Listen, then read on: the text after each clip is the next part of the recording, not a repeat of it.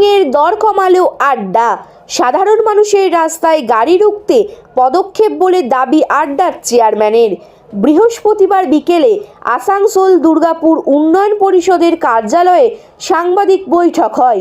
উপস্থিত ছিলেন chairman Kabi Dutta, DC traffic PVG Satish Pashumarthi, SP traffic 3 Rajkumar Malakar, আড্ডার সিইও প্রমুখ।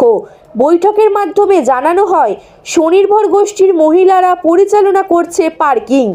এখনও বহু মানুষ দুর্গাপুরের সিটি সেন্টারের দুটি বড় শপিং মল যাওয়ার রাস্তার দুই পাশে গাড়ি রাখছে, সেই জন্যই যানজটের সৃষ্টি হচ্ছে।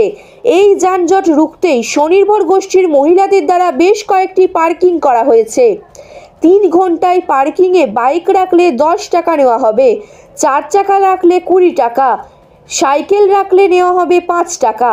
আসানসোল দুর্গাপুর উন্নয়ন পরিষদের চেয়ারম্যান কবি দত্ত বলেন, মহিলারা স্বনির্ভর হচ্ছে, সেজন্যই মহিলাদের হাতেই তুলে দেওয়া হয়েছে পার্কিং। মানুষজনের সাথে ভদ্র ব্যবহার যেমন করছে, তেমনি সুবিধে হচ্ছে বাইক, 4 চাকা ও সাইকেল রাখতে মানুষের। 13টি পার্কিং রয়েছে বর্তমানে, আরও বেশ কয়েকটি পার্কিং করা হবে। আসানসোল দুর্গাপুর পুলিশ কমিশনারেটের deputy commissioner traffic PVG Satish Pashumarthi বলেন, আমাদের ট্রাফিক আধিকারিকরাও ও কর্মীরাও তৎপর। যানজট রুখতে কড়া পদক্ষেপ নেওয়া হচ্ছে। রাস্তায় অযথা পার্কিং করলে জরিমানা করা হচ্ছে। চলুন ঘটনাটি বিস্তারিতভাবে দেখে নেওয়া যাক বাংলার আওয়াজ আরামবাগের পর্দায়। যে এনফোর্সমেন্ট আছে ইলিগাল পার্কিং এর, আর যেখানে যেখানে কিছু কিছু আমরা ইস্যু পেয়েছি কি ওখানে নো পার্কিং বোর্ড দেখা যাচ্ছে না, এরকম অনেকটাই ইস্যু আছে। সবগুলো তো একদিনে বা একসাথে করা যাবে না, আপনারাও জানেন। তো আমরা শুরু করছি কিছু কিছু জায়গাতে, ধরুন জাংশন মল, ওখানে যদি আমরা কাউকে জিজ্ঞেস করি কেন পার্কিং এ যাচ্ছেন না, কেন যে জাংশন মলের নিজস্ব পার্কিং আছে ওখানে পার্ক করছেন না কেন, তো ওনাদের আনসার এখানে তো ফ্রি পার্কিং বলে লেখা আছে। যদি টাকাও নেয়, ওরা বলছেন কি এখানে যে টাকা নেওয়া হচ্ছে আর পার্কিং এ যে টাকা নেওয়া হচ্ছে ওটার মধ্যে ডিফারেন্স আছে। তো আমরাও সাজেস্ট করেছিলাম, এটা শুনে রিভাইজ করেছেন, ওনারাও ভেবেছেন কি এটা রিভাইজ করা উচিত বলে। বাকি যে ব্যাপারগুলো আপনি বলছেন ঠিকই বলছেন, যে প্ল্যানিং করার সময় ওটা রেস্টুরেন্ট হোক বা অন্য কোনো কমার্শিয়াল এজেন্সি, কমার্শিয়াল এন্টিটি, ওদের নিজস্ব পার্কিং থাকা উচিত। আর ওইটা মানে কিছু কিছু জায়গাতে পেট্রোল পাম্প হোক বা বড় কিছু সেরকম এজেন্সি থাকলে তখনই আমাদের কাছে এনওসির জন্য আসে। ধরুন বড় কোনো থিয়েটার এরকম কিছু থাকলে আমাদের কাছে এনওসির জন্য আসে। আমরা ট্রাফিক পয়েন্ট অফ ভিউ থেকে ওটাকে স্টাডি করে হয়তো ইয়েস করে দেয়, কখনো কখনো নো মানে ডিনাইও করে দেয়। আমরা বলি কি এনওসি আমরা দিতে পারবো না। তো এটা মানে যে কমার্শিয়াল এন্টিটি ওখানে যে ইলিগাল পার্কিং হচ্ছে, হঠাৎ করে আমরাও এনফোর্সমেন্ট করে দিলাম, মানুষও পাজল হয়ে যাবে, এত বছর ধরে আমরা ওখানে পার্কিং করতে আসছি। তো আপনিও দেখছেন কি অন্য জায়গাতে এডিডিএ হোক বা অন্য কোনো এজেন্সি, বিশেষ করে এডিডিএ তো ডেভেলপ করছে।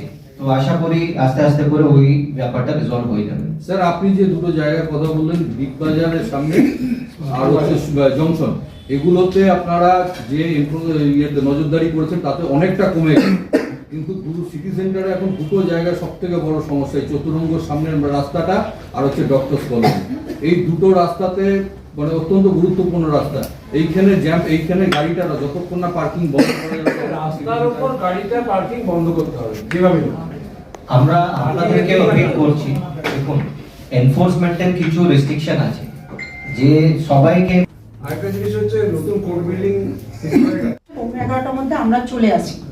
এখানে হচ্ছে যে স্মার্ট বাজারে যেটা নো পার্কিং এর গাড়ি ম্যাক্সিমাম মানুষের রেখে চলে যায়, কিন্তু আমাদের মেয়েরা প্রতিনিয়ত বলে যে দাদা এখানে গাড়ি রাখবেন না, এটা নো পার্কিং, আপনারা অন্য কোথাও রাখুন, অথবা আমাদের যে এডিডিএ পার্কিং আছে এখানে রাখতে পারেন বা অন্য কোথাও, কিন্তু রাস্তায় গাড়ি রাখবেন না।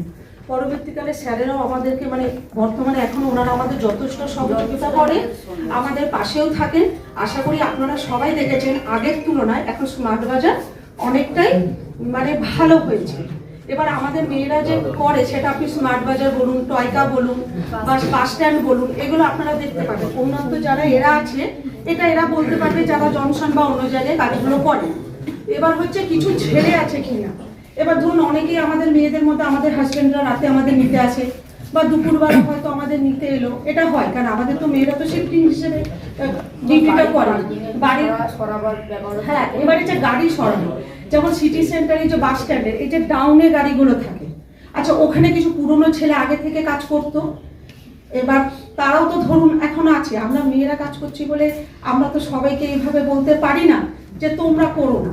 তাদের একটা ইয়ে ছিল, আমি জানি না কতটা এখানে বলাটা ঠিক হচ্ছে কতটা হচ্ছে না, তবে এটা ঠিক ওরাও কাজ করে, মানে যারা ছিল তারা আমাদের তোমাদের অ্যাজ এ স্টাফ আছে তোমাদের। হ্যাঁ, ওরা স্টাফ দাদা নিচে যে গাড়িগুলো থাকে ওরা তো আমাদের তুলে দেয়, আমরা মেয়েরা তো মেয়েরা তো বড় বড় গাড়িগুলো নামাতে ওঠাতে পারি না, তো যারা করতো তারাই আমাদের স্টাফ হিসেবে ওরা আমাদের সাথে কাজ করে, ছোট ভাইয়ের মতন বা দাদা বলুন, ওরাও আমাদের ওই সহযোগিতা মানে গাড়ি ওঠানো বা স্টাফ হিসেবে আমাদের সাথে আছে। ম্যাডাম, আপনাদের প্রশাসনের পক্ষ থেকে কোনো আইডি কার্ড ইস্যু করা হয়েছে? হ্যাঁ হ্যাঁ, আমাদের সংস্থা আইডি আছে, মানে যেমন ধরুন এই আমাদের সিটি সেন্টার বাস স্ট্যান্ডটা আর এই টয়কা পার্ক আর স্মার্ট বাজার, এটা হচ্ছে একটা সোনারতরী এসএসজি 4 করে আর এটা কথা এসএসজি, কিন্তু এই দুটো এসএসজি পেলো আমাদের কিন্তু এই কাজের সাথে আমাদের অনেক এসএসজি বা এলএফ এর মেয়েরাও কিন্তু যুক্ত আছে।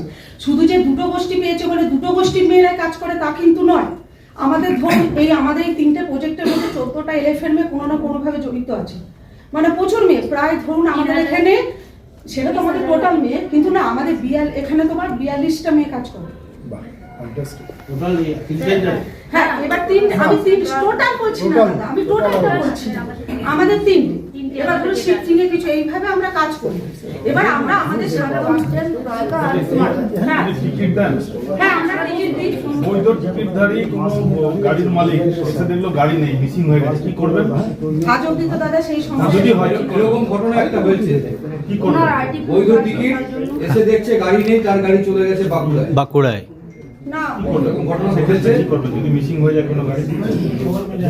আশা করি হয়তো নিয়ে এখনো মিশিংটা হবে কি করে দাদা, আমাদের তো 24 ঘন্টা সিটি সেন্টারে আমরা আছি যে গাড়ির স্ট্যান্ড থেকে গাড়ি মিসিং হয়ে গেছে।